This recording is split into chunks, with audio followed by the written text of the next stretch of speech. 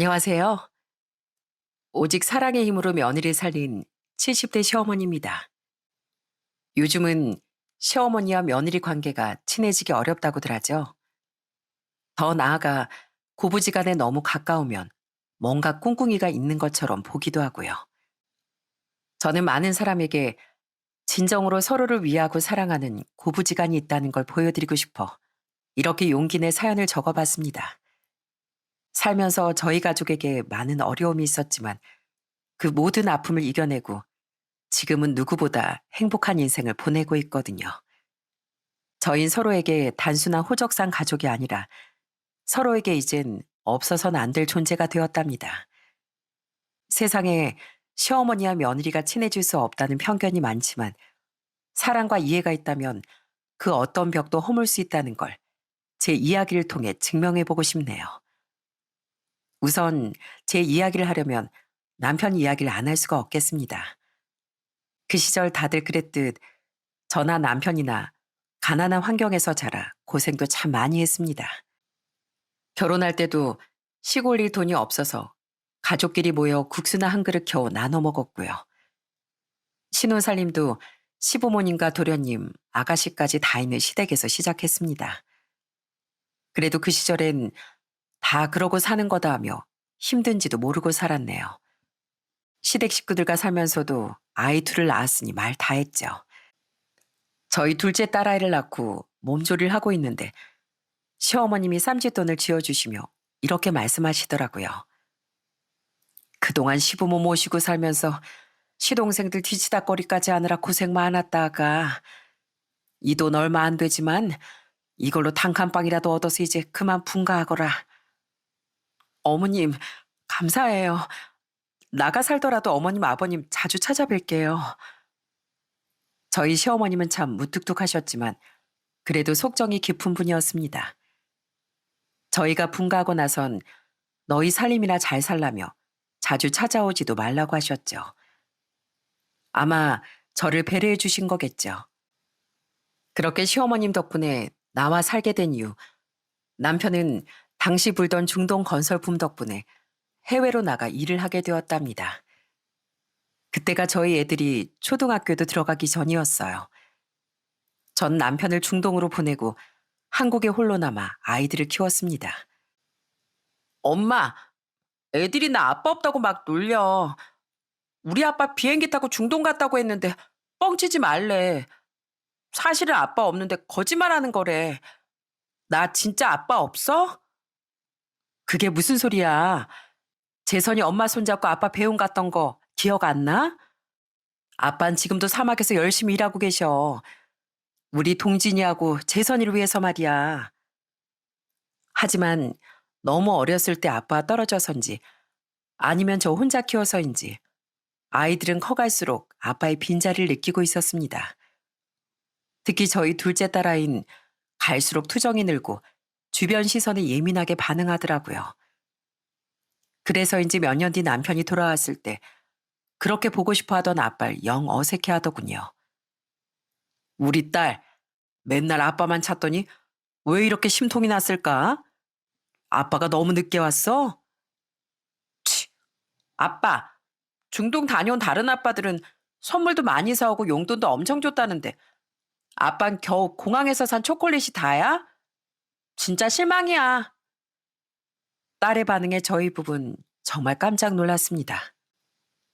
저도 혼자서 애들 잘 키워보겠다고 노력을 많이 했는데 왜 저렇게 비뚤어졌을까 싶어 속상했어요. 남편은 오랜만에 만난 딸이니 혼내지도 못하고 그저 애지중지하고 있었고요. 이렇게 둘째 때문에 고민 많던 저희 부부를 보듬어 준 건 다름 아닌 저희 장남이었습니다. 집에 사고뭉치 여동생이 있어서 그런지 우리 첫째 아들은 나이보다 훨씬 어른스러운 아이였어요. 엄마, 저번 달 용돈이 조금 남아서 이번 달은 안 받아도 될 것 같아요. 차라리 그걸로 아버지 옷을 사드리면 어때요? 항상 더운 곳에 있다 오셔서 겨울옷도 몇 벌 없으시잖아요. 저번 달에도 엄마 선물 사준다고 용돈 다 썼잖아. 그러지 말고 엄마가 주는 돈은 받아도 돼. 아빠 옷은 엄마가 사드릴 테니까. 아휴, 우리 아들이 아주 효자네, 효자야. 전 일찍 철이 든 아들이 기특하면서도 한편으로 마음이 찡하더라고요. 제가 부족한 게 많은 엄마라 아이가 일찍 어른이 됐나 싶었어요. 그래도 남편이 돌아온 이후엔 아이들도 좋아하고 저도 누군가 의지할 사람이 생겨 안심이더라고요. 한국에 돌아온 남편은 건설 현장 일을 정리하고 중장비 사업을 시작했습니다. 사업을 하면서 중동에서 벌어온 돈 대부분을 투자하긴 했지만 그래도 희망이 있을 거라 믿었습니다. 대표님, 갑자기 일방적으로 계약을 해지하겠다고 하시면 어떡합니까? 요즘 다들 어려운 거 저도 아는데 갑자기 이러시면 저희 다 죽습니다. 하지만 만년 호황일 줄 알았던 건설 경기가 휘청이면서 남편의 사업도 크게 흔들렸습니다. 그 때문에 집안 사정은 남편이 중동에 가 있을 때보다 훨씬 어려워졌어요. 일단 직원들 월급부터 해결해야 했기에 남편은 대출을 받아 직원 월급부터 해결해야 할 지경이었죠. 아빠, 나 CD 플레이어 사준다고 했잖아요. 친구들한테 벌써 자랑 다 해놨는데 왜 거짓말해요? 딸, 이 아빠가 거짓말하는 게 아니라 이번 달은 너무 힘들어서 그래. 다음 달에 꼭 사줄게. 약속해. 철없는 사춘기 딸은 갖고 싶은 걸 안 사준다며 여전히 어리광을 부리더군요. 저희가 정말 돈이 없어 사달라는 걸 사주지 못하자 언젠가부턴 살살 거짓말까지 해서 용돈을 타가더라고요. 엄마, 저 학교에서 단체로 체육복 산대요. 그러니까 돈 좀 주세요. 뭐 체육복을? 학기 초도 아닌데 무슨 체육복을 사. 저번에도 문제집 단체로 산다고 돈 받아가더니. 아, 진짜예요. 내가 그럼 거짓말하겠어요? 이제 더워지니까 여름 체육복 사야 된다고요. 지 오빤 부모님 걱정 안 시키겠다고 학원 하나 안 다니며 공부만 하는데 저희 딸은 뭐가 문제여서 저러는지 모를 지경이었습니다. 엎친 데 덮친 격으로 남편의 사업은 결국 부도를 맞았고 남편은 모든 일을 정리하고 퀵 서비스 일을 시작했어요. 마흔이 넘어 시작한 배달 일이 쉽지만은 않았을 텐데 남편이 힘든 일을 하면서도 언제나 제게 더 미안해하곤 했습니다. 여보, 오토바이 운전 항상 조심하고 추우면 장갑이랑 목도리 꼭 해. 답답하다고 풀지 말고. 알겠지? 요즘 당신이 너무 고생하는 것 같아 걱정이야.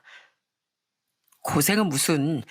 중동도 갔다 왔는데 이까짓 일 아무것도 아니야. 그러니까 내 걱정하지 마. 나야말로 당신한테 항상 미안하지. 몇 년이나 떨어져 있었으면서 한국 와서 제대로 호강도 못 시켜주고. 그래도 우리 아직 젊으니까 열심히 살다 보면 또 좋은 날이 올 거야. 남편은 더운 날 추운 날에도 언제나 오토바이를 타고 달렸습니다. 어느 날은 아들 녀석의 아빠가 밖에서 일하는 게 걱정된다며 튼튼한 헬멧을 사가지고 왔더라고요. 아빠, 이거 제가 주말에 아르바이트해서 샀어요. 지금 아빠 쓰고 다니는 헬멧 엄청 오래된 거잖아요. 가게 아저씨가 그러는데 이게 요즘 제일 안전한 헬멧이래요. 아무리 답답해도 헬멧 꼭 쓰고 다니셔야 돼요. 아휴, 동진아. 공부하기도 바쁠 텐데 언제 아르바이트를 했어. 고마워, 우리 아들. 이 헬멧이 아빠를 든든하게 지켜줄 것 같구나. 아빠가 빼놓지 않고 꼭 쓰고 다니마. 아빠를 지켜주고 싶다는 아들의 마음이 통해서일까요? 그로부터 며칠 뒤 남편은 신호를 받고 갑자기 껴드는 차량에 치여 무려 전치 24주의 사고를 당하고 말았습니다. 저는 남편 사고 소식에 너무나 놀라 하던 일을 팽개치고 바로 병원으로 달려갔어요. 병원에 도착해보니 남편은 척수 손상으로 이미 수술실에 들어가 있더라고요.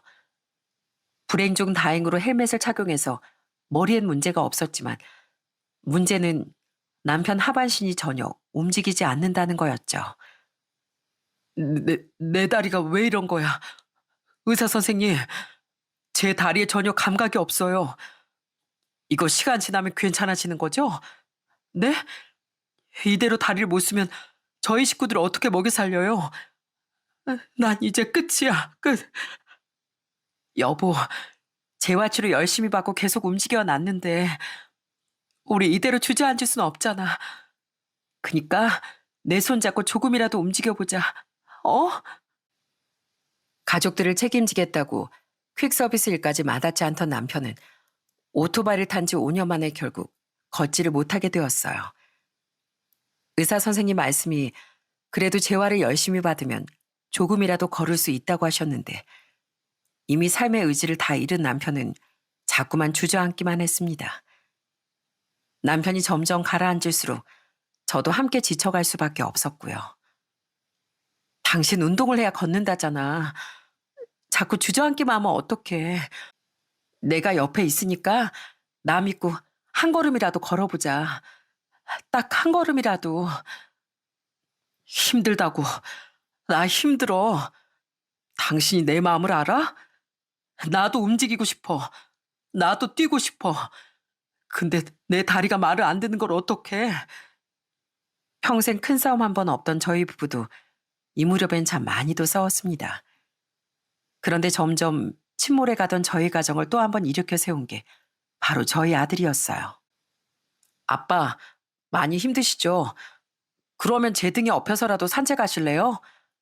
바람이라도 좀 쐬다 보면 기분이 좀 나아지실 거예요. 그러다 괜찮아지시면 그때 다시 걸어보면 어때요?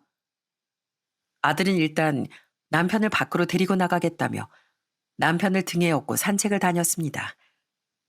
남편도 자식 등에 업히는 게 영 미안했는지 다시 내려서 걸어보려고 하더라고요. 어느새 다 자란 아들은 남편이 힘들 때마다 언제든 등을 내어주었죠. 아들, 이 아빠 많이 무겁지? 미안하다. 너한테 이런 짐을 짊어지게 하고 아빠 다시 열심히 재활할게. 그래서 꼭 우리 아들, 딸, 네 엄마 손잡고 걸어볼게. 아들 덕분에 다시 힘을 내기 시작한 남편은 오래 걷지는 못해도 목발을 짚고 서 있을 정도로 다리 힘이 나아졌습니다. 생계 활동을 하거나 다시 예전처럼 오토바이를 탈 수는 없었지만 그래도 집안에서라도 움직일 수 있게 된 게 저로선 정말 다행이었어요. 사실 남편 사고 이후 전 돈도 벌어야 했고 집안일, 아이들 육아까지 몽땅 책임져야 했으니까요. 종일 마트에서 일하다가 밤늦게 집에 돌아 남편을 돌보고 밀린 집안일 하는 게 정말 쉬운 일이 아니었습니다. 그래도 남편이 저 없을 때 알아서 밥도 먹고 설거지도 해두니까 그것만으로도 한시름 덜 수 있었어요. 그렇게 집안이 좀 잠잠해지나 했더니 한동안 잠잠했던 딸이 사고를 치기 시작했습니다. 엄마, 아빠 병원비 수납 그거 내가 할게요. 엄마가 언제 그런 것까지 신경 쓰겠어요. 나한테 입금해주면 내가 아빠 병원도 모셔가고 수납도 할게요. 그래? 정말 네가 할 수 있겠어? 아빠 아직 걷는 게 불편해서 옆에서 계속 부축해야 할 텐데. 아이, 괜찮아요. 아빠 가벼워서 그건 일도 아니에요. 아예 돈 낼 일은 내가 맡아서 할게요. 그러니까 엄마 신경 쓰지 말아요. 딸은 아빠 병원비 본인이 내겠다며 제게 꽤 큰 돈을 가져갔습니다. 그뿐만 아니라 세금이나 집세, 공과금도 자기가 내겠다며 아예 통장채로 들고 가더라고요. 그 돈들은 어차피 나가야 할 돈이니 전 딸이 도맡아 해주겠다는데 고맙기도 하더라고요. 하지만 그게 다른 꿍꿍이었을 줄이야 상상도 못했네요. 여보, 오늘도 딸내미하고 병원 잘 갔다 왔어? 그래도 우리 딸이 철들었나 봐. 지 아빠 모시고 병원 갈 생각을 다 하고 말이야. 어? 나 오늘 동진이하고 병원 다녀왔는데. 에휴, 재선이 그 녀석은 야 아빠 아프다는데 코빼기도 안 비춰. 뭐? 재선이가 당신 병원 데려간다고 병원비도 다 받아갔는데 진짜 동진이랑 갔어? 알고 보니 딸이 병원비만 받아가고 남편 병원은 지 오빠한테 다 떠맡기고 있더라고요. 첫째 녀석은 병원비 달라는 소리도 안 하고 묵묵히 남편과 병원에 다녔더라고요. 전 그제야 딸에게 맡겨뒀던 통장이 번뜩 생각났습니다. 집세도 내고 여러 세금도 다 내겠다고 했는데 속내를 알고 보니 저희 돈을 뜯어갈 계획이었나 봅니다. 저는 당장 딸을 집으로 불러들였어요. 너 지금 어디야? 아빠 병원 모시고 간다고 병원비도 미리 다 받아가더니 그 돈 어디다가 썼어? 당장 통장 들고 집으로 와. 아, 엄마, 내가 나중에 다 돌려드리려고 했어요. 내가 무슨 도둑이에요? 그리고 딸한테 이 정도 돈도 못 줘요? 누가 보면 수천만 원 되는 줄 알겠네. 나도 그런 취급 받으면서 집에 가고 싶지 않아요. 이 돈은 나중에 나 시집 갈 때 줄 돈 미리 줬다고 생각하세요. 딸은 그러더니 가족들 번호를 다 차단하고 잠수를 타버렸습니다. 저는 졸지에 노후자금용으로 조금 저축해 두었던 돈을 딸에게 다 뺏기고 말았어요. 마음 같아선 신고라도 해버리고 싶은데 4배 아파 낳은 딸을 신고할 수도 없고 제 손으로 직접 통장을 맡겼으니 누구로 원망하겠습니까? 아휴, 동진아, 재선이가 엄마 통장을 들고 가버렸어. 돈도 이미 싹 빼서 가져갔더라. 이를 어쩌면 좋니? 이 사실을 알게 된 남편은 당장이라도 딸을 잡으러 가겠다고 난리였어요. 아들의 황당함과 분노로 어쩔 줄 모르는 저희를 진정시켰죠. 재선이 제가 찾아볼게요. 우선 2분 생활비 하실 돈 있어야 하지 않겠어요. 저도 여유가 있지는 않아서 50만 원씩이라도 생활비 보내드릴게요. 우선 재선이 찾기 전에 그 돈으로 생활하고 계세요. 저희 부부가 딸한테 노후자금까지 뺏기고 남편 또한 집에 있는 상황인 걸 알고 아들은 살림에 보태라며 제 월급을 쪼개 매달 50만 원씩 보내왔더라고요. 저흰 염치불구하고 그 돈을 받을 수밖에 없었죠. 미안하다 아들. 엄마 아빠 사정이 너무 힘들어서 우리 아들한테도 이런 짐을 안겨주게 됐다. 그런 말씀 마세요. 어려울 때일수록 가족끼리 똘똘 뭉쳐야죠. 전 괜찮으니까 괜화만 갖지 마세요, 엄마. 아들은 30대 초반에 장가 가기 직전까지도 빼놓지 않고 생활비를 보내주었어요. 제가 아들에게 해줄 수 있는 건 그저 아들이 제일 좋아하는 횟감을 떠오거나 생선이나 구워주는 것뿐이었어요. 아들, 이번 달에도 생활비 보내줘서 고맙다. 오늘 시장에서 너 좋아하는 회 좀 떠왔어.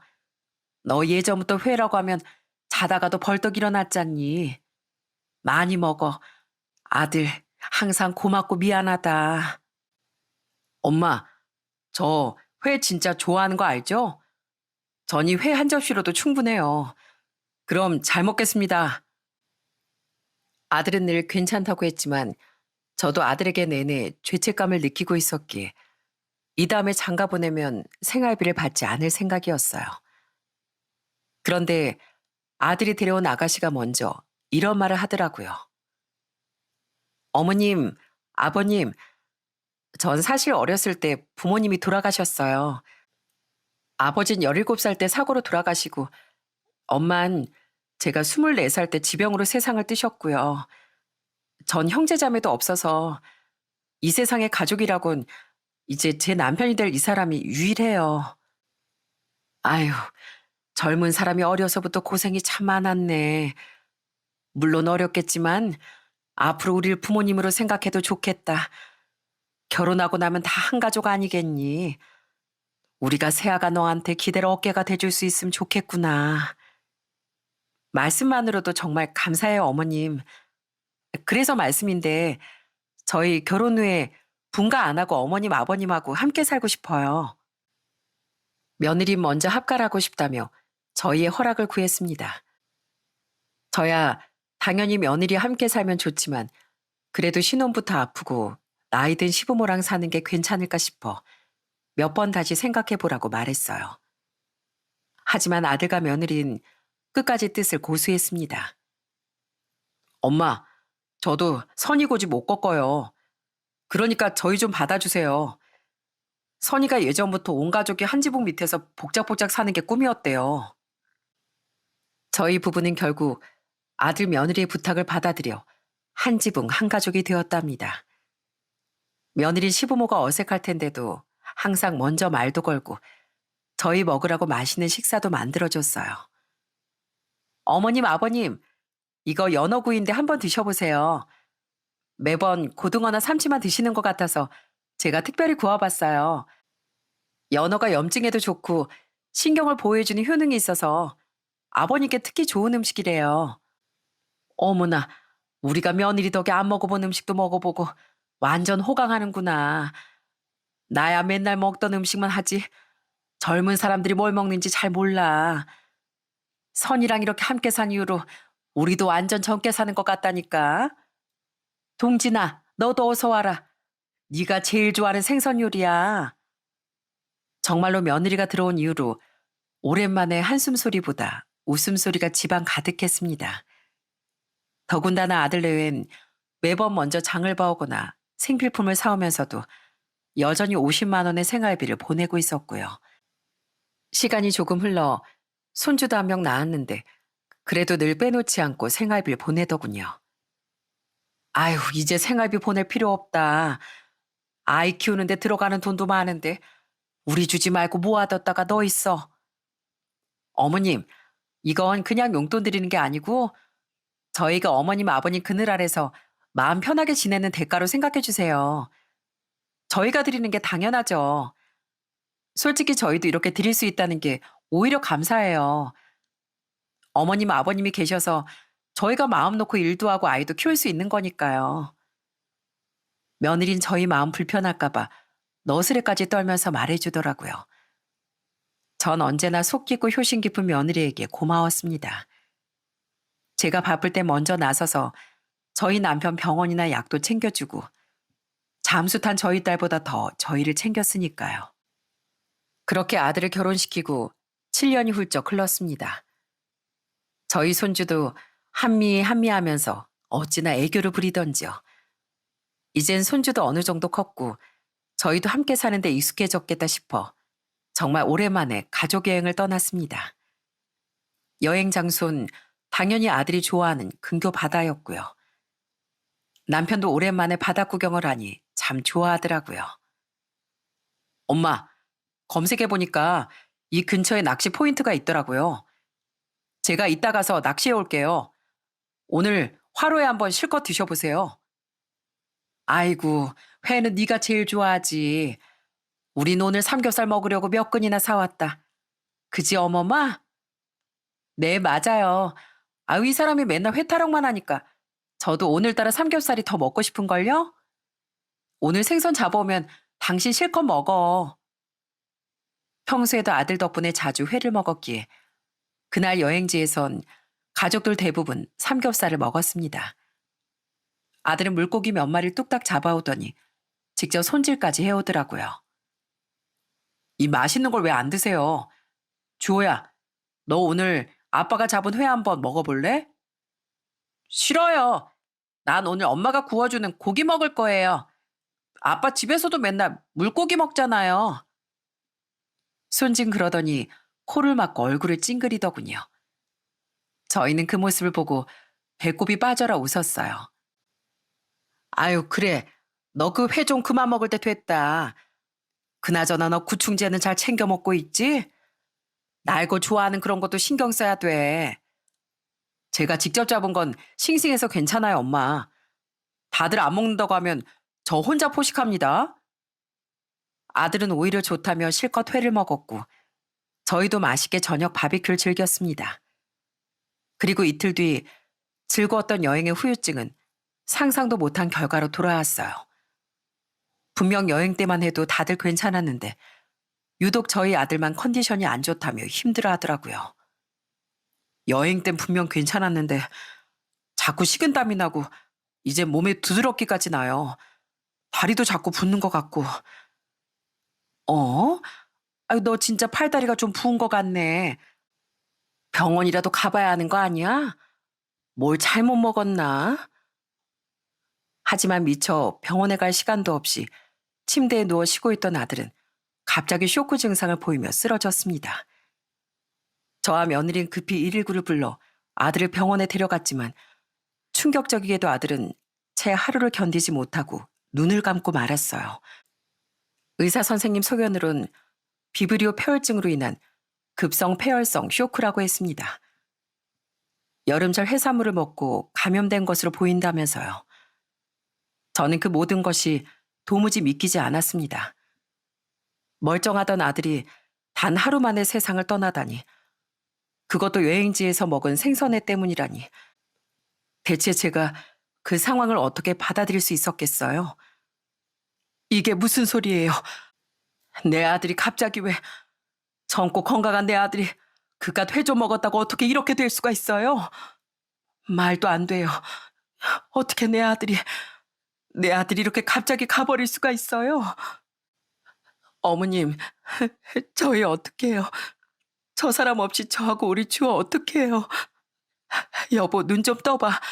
제발 좀 일어나 보라고. 아휴, 동진아, 이렇게는 안 된다. 네가 언제부터 부모 가슴에 이런 대못을 박는 불효자였어. 이 애비가 잘못했다. 그러니 제발 눈 좀 떠봐. 하지만 호련히 떠나버린 아들은 영영 저희 곁으로 돌아오지 않았습니다. 아들의 죽음이 얼마나 갑작스러웠는지 장례식장에 온 조문객들도 다들 이 상황을 쉽게 믿지 않았어요. 저희 가족들도 장례가 끝나고 집에 돌아와서까지 이 끔찍한 현실을 계속 외면하고 있었습니다. 동진아, 엄마 왔다. 오늘 너 좋아하는 생선찜. 아니야, 오늘은 찌개나 끓여 먹자. 그래도 괜찮지? 동진아, 엄마가 말하는데 너 어디 있는 거니? 나와서 인사도 하지 않고. 어머님, 이제 그 사람 없잖아요. 어머님 아들이 이제 저희 곁에 없다고요. 너 그게 무슨 말이야? 우리 아들이 왜 없어? 걔가 어디 가기라도 했단 말이야? 아, 또 낚시 갔구나? 그치? 그런 거지? 어머님 제발요. 어머님 이러시면 저 너무 힘들어요. 며느린 계속 아들을 찾는 절 붙들고 한참이나 오열했습니다. 그 이후로도 며느린 슬픔에 몸도 가누지 못하는 남편과 절 대신해 식사를 차리고 집안을 돌보고 손주까지 전부 혼자 감당했어요. 전 여전히 가슴이 찢어질 것 같았지만 제가 먼저 결단을 내려야 할 때인 것 같았습니다. 어머마, 너 여기 좀 앉아봐라. 너한테 내가 긴히 할 얘기가 있다. 이제 내 아들도 저 멀리 가버렸으니 너도 더 이상 우리 때문에 고생하면서 살 필요 없다. 이쯤 했으면 너도 최선을 다한 거야. 그러니까 이제 너도 네 살 길 찾아 떠나거라. 네? 어머님, 그게 무슨 말씀이세요? 제 살 길이라뇨. 어머님, 아버님과 함께 사는 게 제 살 길이에요. 그러니까 그런 말씀 마세요. 저 정말 서운해요. 서운해도 어른 말 들어. 네 나이가 아직 40도 안 됐는데 너한테 의지하며 사는 게 우리한테 더 흠이야. 더는 말할 것도 없으니 다음 달에 당장 집 알아봐서 나가. 어머님, 어머님 제 말씀 좀 들어보세요. 저는 눈물까지 보이는 며느리를 차갑게 쳐냈습니다. 그러면서 뒤돌아 혼자 눈물을 삼켜야 했죠. 저도 실은 딸 같은 며느리와 한평생을 같이 살고 싶었거든요. 하지만 저 젊은 아이 앞길을 저희가 망칠 수는 없잖아요. 며느리의 인생을 위해서라도 저희가 놓아주는 게 맞는 것 같았죠. 하늘에 있는 아들도 그걸 바라고 있을 거고요. 며느린 제가 아무리 냉정하게 말해도 끝까지 함께 살고 싶다며 버텼습니다. 저는 결국 며느리에게 상처될 걸 알면서도 더 냉정하게 말해야 했어요. 넌 어떻게 네 입장만 생각하니? 이제 내 아들도 없는데 너하고 우리하고 완전 남남이라고. 남남. 우리 언제까지 남남이 너랑 같이 살아야 하는데? 어머님 저 나가게 하려고 일부러 그렇게 말씀하시는 거죠? 저 다 알아요. 저랑 같이 사는 게 마음 쓰이시면 저 나가서 살게요. 하지만 지금처럼 자주 찾아뵙긴 해주세요. 제 친부모님이 되어주신다고 하셨잖아요. 저 버리지 마세요, 어머님. 남편도 없는데 그럼 전 앞으로 누굴 의지하고 살아야 돼요? 며느리가 그렇게까지 말하니 저도 마음이 찢어질 것 같아 더는 냉정하게 말할 수 없겠더라고요.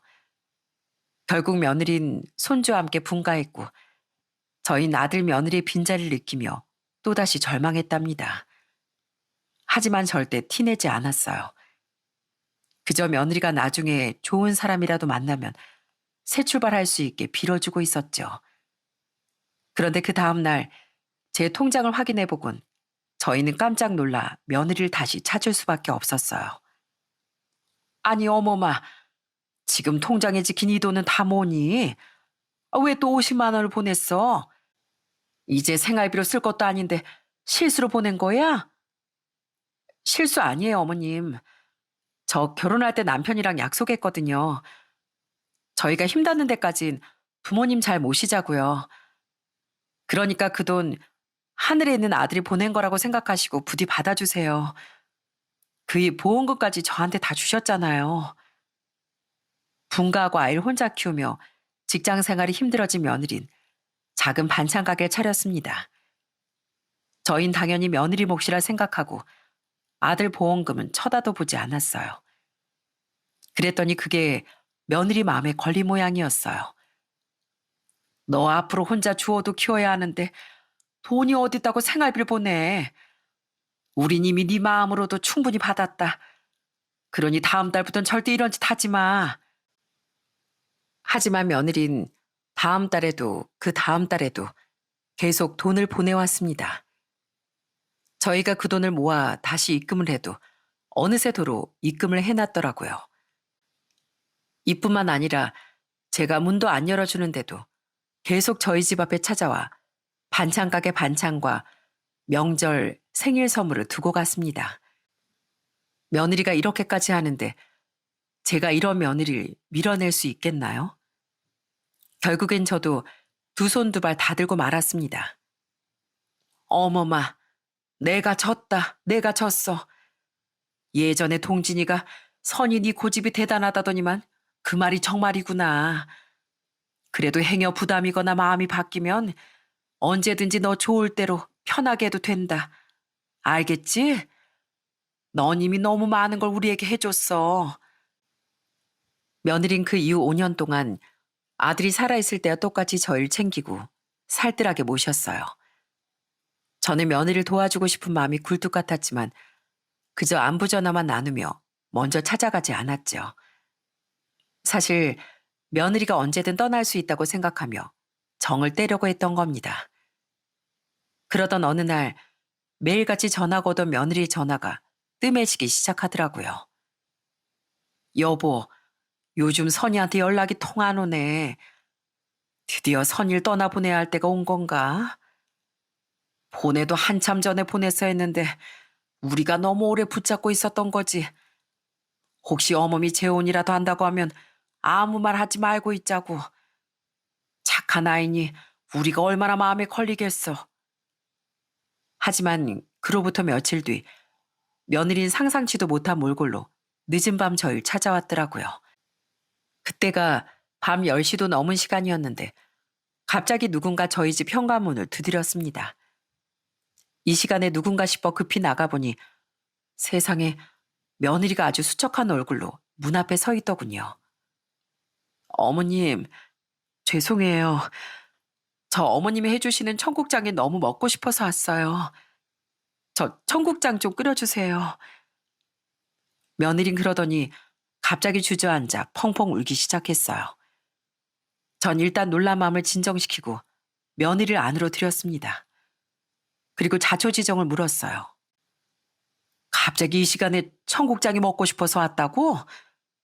너 솔직하게 말해. 무슨 일 있는 거지?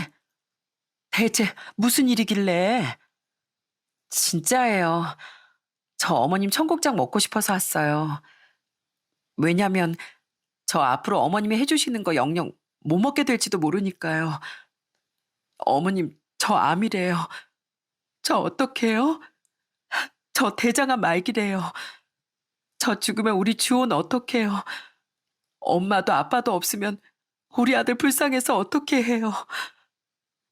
저는 누가 뒤통수를 한 대 때린 것처럼 정신이 아득해졌습니다. 제 아들을 데려간 거로도 모자라 왜 착한 저희 며느리까지 데려가려고 하시는지 따져 물을 수만 있다면 신의 멱살이라도 잡고 싶더라고요. 전 일단 어깨를 들썩이며 오는 며느리를 힘껏 안아주었어요. 죽긴 누가 죽어. 내가 너 살릴 거야. 하루아침에 떠나보내는 건 우리 아들 하나로 족하다. 내가 저승 입구에 가서라도 너 데려올 거야. 그러니까 너 마음 단단히 먹어. 주올 위해서라도 네가 마음 독하게 먹어야 산다. 그래야 살아. 어머님, 저 무서워요. 너무 무서워요. 그래도 이렇게 어머님 아버님이 계셔서 다행이에요. 혹시 저 잘못되면 우리 주호 잘 좀 부탁드려요. 저한테 가족이라고 두 분뿐이잖아요. 그런 소리 말라니까. 너 주호 장가가고 손주들 낳는 것까지 다 포기할 거야 내가. 며느리는 아무래도 저희에게 마지막 인사를 하러 왔던 것 같습니다. 하지만 전 며느리를 그렇게 보낼 수 없었어요. 며느리의 병명을 알게 된 그날 이후부터 제 삶엔 또다시 치열한 전투가 벌어졌어요. 이번엔 사람을 살리기 위한 전쟁이었습니다. 우선 전 며느리 손을 꼭 붙잡고 병원으로 향했죠. 거기서 자세한 진단명을 듣고 할 수 있는 모든 치료를 다 해달라고 부탁할 작정이었습니다. 환자분 검사 결과 종합해본 결과 대장암이 이미 말기 단계로 보입니다. 암세포가 원발 부위에서 주변 림프절을 넘어 간과 복막으로까지 전이된 상태로 보이네요. 현재는 항암으로 암의 진행 속도를 늦추고 증상을 완화하는 완화적 치료를 진행해야 할 것 같습니다. 예상되는 생존 기간은 환자분 상태에 따라 달라질 수 있지만 적극적으로 항암 치료를 병행하면 조금 더 시간을 벌 수도 있어요. 그러니까 절대 포기하지 마시고요. 힘드시겠지만 지금부턴 저희 의료진이 최선을 다하겠습니다. 정말 감사하게도 의사 선생님도 말기인 저희 며느리를 포기하지 않으셨어요.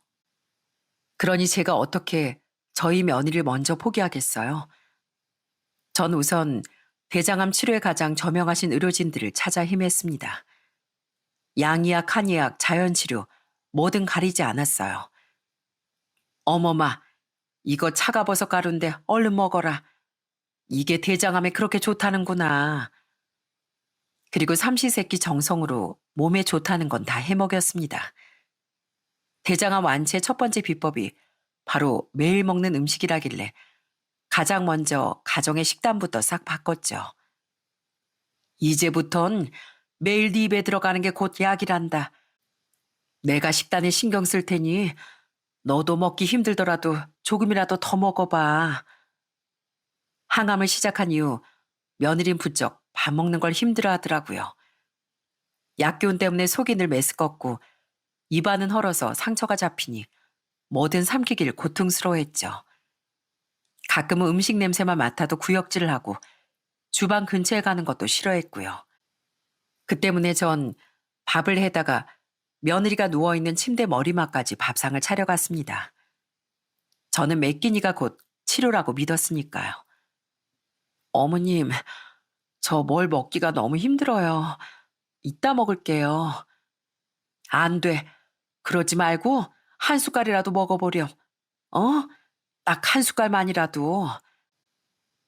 저는 매 끼니 흰 쌀밥 대신 현미와 귀리, 보리 등을 섞은 잡곡밥을 지었습니다. 반찬은 기름기 없는 두부나 브로콜리, 데친 시금치처럼 소화에 부담이 없고 항산화 성분이 많은 채소들을 항상 준비해뒀고요. 또 토마토, 당근, 양배추, 마늘 같은 채소들도 매일 식탁에 올렸습니다. 특히 양배추는 대장 건강에 좋다고 해서 찜, 샐러드, 국으로 질리지 않게 바꿔가며 먹였습니다. 이야, 당신 완전 장금이가 따로 없네. 며느리 덕분에 나도 건강식을 실컷 먹게 됐구만. 네 시어머니가 밥하느라 고생이 아주 많다. 그러니까 얼른 힘내서 이겨내야지 아가. 네, 저 때문에 어머님이 너무 고생인 것 같아서 어쩌면 좋아요. 죄송해요 어머님. 아유 죄송하긴. 나한테 고맙거든. 뭐든 열심히 먹어. 꼭꼭 씹어 먹고. 난 너만 밥 잘 먹으면 그걸로 됐어. 이렇게 밤낮으로 건강식을 해먹이니 며느리 얼굴빛이 한결 편안해졌습니다. 그동안 항암 치료와 방사선 치료를 받으면서 얼굴이 말이 안 되게 헬쓱했었는데 식사를 잘 챙기니 그래도 전보단 살도 제법 올라왔어요. 며느리가 조금 기력을 회복한 이후엔 하루에 10분이라도 같이 산책을 했고요. 가끔 걷기 힘들어할 때도 있었는데 그땐 제가 얻고라도 산책을 시켰답니다. 어머님, 저 내려주세요. 어머님 허리 아프시잖아요. 아니면 집에 가서 휠체어 가지고 올게요. 아니다. 언제 가서 그걸 가져오겠니? 그냥 내가 이렇게 업고 가지. 너 살이 쏙 빠져서 주 업고 다니는 것보다 가벼워.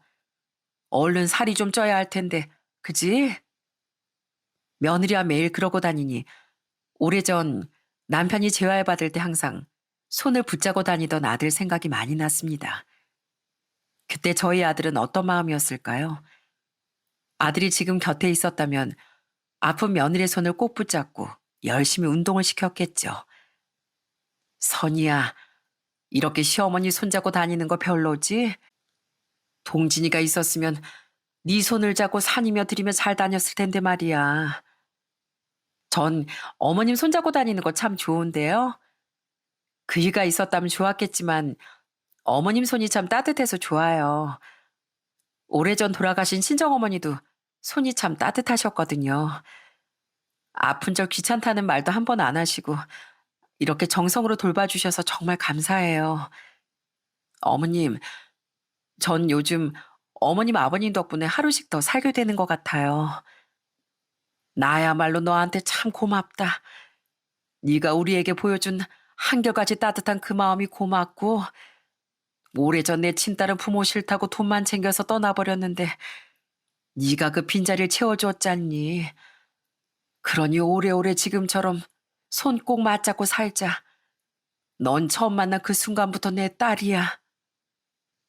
그래도 산책의 효과가 제법 있었는지 처음엔 겨우 10걸음도 힘겨워하다가 몇 달이 지나니 동네 공원까진 걸어 나갈 수 있게 되었답니다.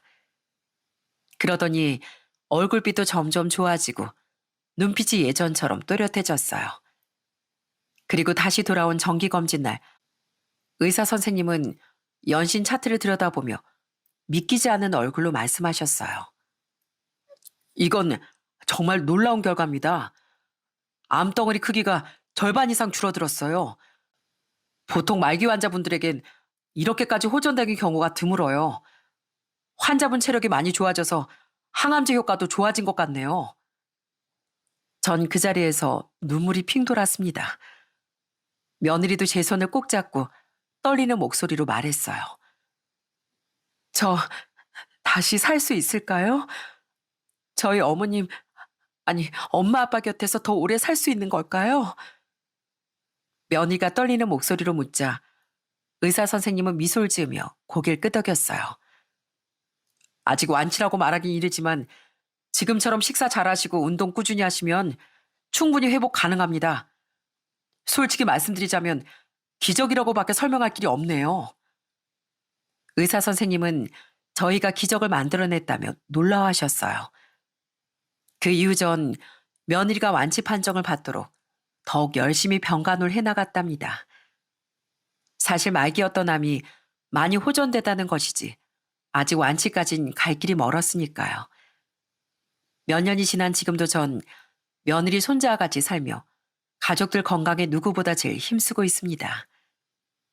할머니, 나 오늘 학교 체력장에서 1등 했어요. 그리고 저 편식도 안 하고 채소도 잘 먹는다고 칭찬도 많이 받았어요. 할머니, 할아버지랑 오래오래 살면 저 계속 체육 시간에 1등 할 수 있겠죠? 그럼 당연하지.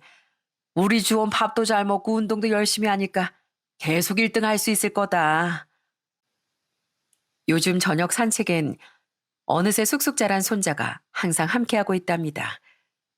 저도 나이가 나이인지라 지칠 때가 많은데 그때마다 손자가 손도 잡아주고 뒤에서 밀어주기도 합니다. 어머님, 많이 힘드세요? 너무 힘드시면 이제 집에 돌아갈까요? 아니다, 아니야. 나도 운동 좀 더 열심히 해야지. 이렇게 뒤처지면 주호가 할머니 느려서 싫다고 할 거 아니냐. 그지? 아니에요. 할머니 느려도 안 싫어요. 전 할머니가 제일 좋아요. 제 아들의 얼굴을 쏙 빼닮은 손준, 요즘 저희 집안의 웃음꽃 담당이랍니다. 가끔 몸이 아무리 피곤해도 손주 재롱을 보며 다시 힘을 내곤 해요. 저희 며느린 체력을 많이 회복해서 요즘엔 오전에 반찬 가게 다시 나가고 있습니다. 저는 그 옆에서 간도 맞춰주고 함께 음식도 만들며 실컷 수다를 떨고 있네요. 어머님, 저는 멸치조림만 하면 왜 이렇게 딱딱해질까요? 어머님 해주신 멸치조림은 부드럽고 맛있는데 제가 하면 이렇게 늘 과자처럼 돼요. 그건 말이다. 너무 센 불에 볶아서 그래. 멸치는 처음에 살짝만 볶아 비린내를 잡고 양념 넣을 땐 불을 줄여서 은근히 졸여야 돼. 그래야 멸치가 양념을 머금으면서 부드럽지. 그리고 마지막에 물엿 조금만 넣으면 반짝반짝 윤기도 나고 딱딱해지지도 않어. 며느린 요리 솜씨가 좋아서 제가 이렇게 옆에서 조금만 알려줘도 금세 저보다 맛있게 음식을 만들곤 합니다. 몇 달 전만 해도 숟가락조차 들 힘이 없던 며느리가 이렇게 제 옆에서 반찬을 만들며 웃고 있으니 이게 바로 하늘이 주신 기적이 아닐까 싶네요. 가끔은 남편과 인생이란 게 얼마나 예측할 수 없는지 이야기하곤 합니다. 어느 날 갑자기 찾아온 사업 부도와 남편의 사고로 인생이 송두리째 흔들리기도 했고 또 아들을 떠나보내며 인생을 정말 포기하고 싶었지만 또 이렇게 다시 웃을 수 있는 평범한 하루가 찾아온 게 참 신기한 것 같네요. 사람 인생이라는 게 참 얄궂은 것 같다. 그래도 어쩌겠니? 한 번 살다 가는 인생 후회 없이 최선을 다해야지. 한 사람에겐 버틸 수 있을 정도의 실험만 주신다던데 우린 그래도 그 많은 시련을 잘 이겨낸 것 같지? 그럼 당연하지. 무엇보다 다 당신 덕분이야. 내가 이다리를 하고도 기죽지 않고 사는 것도 우리 며느리가 다시 건강을 찾아 가게까지 하는 것도 모두 당신의 노력이고 정성이야. 그러니까 나 잘났어 하고 좀 우스대기도 해봐 이 사람아. 당신이 그렇게 말해주니까 이때까지 힘들었던 게 다 보상받는 것 같네. 내 정성을 알아줘서 고맙소 우리 신랑. 결국 가족끼리 제일 중요한 건 서로의 마음을 알아주는 거 아니겠어요? 전 남편과 며느리에게 늘 고맙다 소리를 듣고 사니 이만하면 충분히 돌려받은 것 같습니다. 요즘은 며느리와 같이 반찬 가게 일을 하는 게 제일 즐거운 제 일과 중 하나예요. 며느리가 아직 완치 판정을 받은 건 아니지만 지금처럼만 건강을 돌본다면 곧 완치라는 기쁜 소식을 들을 수 있을 것 같습니다. 처음에 이 사연을 쓸 때 어떤 이야기를 여러분께 들려드려야 제 마음이 전해질까 고민이 많았어요. 그래서 곰곰이 생각해 본 결과 저는 제 인생을 이야기해 드리면서 암으로 고통받는 많은 환자 가족분들께 꼭 전하고 싶은 말이 있습니다. 병이라는 것이 마음의 문제도 커서 혼자서는 병을 이겨내기가 참 어려운 것 같아요. 하지만 곁에서 함께 해주는 가족의 응원, 지극한 보살핌, 그리고 포기하지 않는 희망이 있다면 분명 기적은 일어날 수 있습니다. 저는 그 기적이 반드시 있다고 재차 말씀드리고 싶어요. 그리고 처음에 말씀드렸다시피 시어머니와 며느리 사이가 좋지 않은 경우도 많잖아요. 하지만 전 굳게 믿고 있답니다. 아무리 고부지간이라도 서로 조금만 더 이해하고 많은 대화를 통해 마음을 나눈다면 누구보다도 따뜻하고 든든한 가족이 될 수 있다는 것을요. 부디 서툴게 적은 제 사연을 통해 많은 분들에게 작은 희망이 싹트길 바라겠습니다. 저희 며느리가 다시 웃음을 되찾은 것처럼 이 사연을 접하신 모든 분들의 가정에도 반드시 희망의 빛이 비치길 간절히 기도할게요. 그리고 언젠가 저처럼 기적은 분명히 있다 라고 자신 있게 말할 수 있는 날이 오길 기다리겠습니다. 들어주셔서 정말 감사합니다.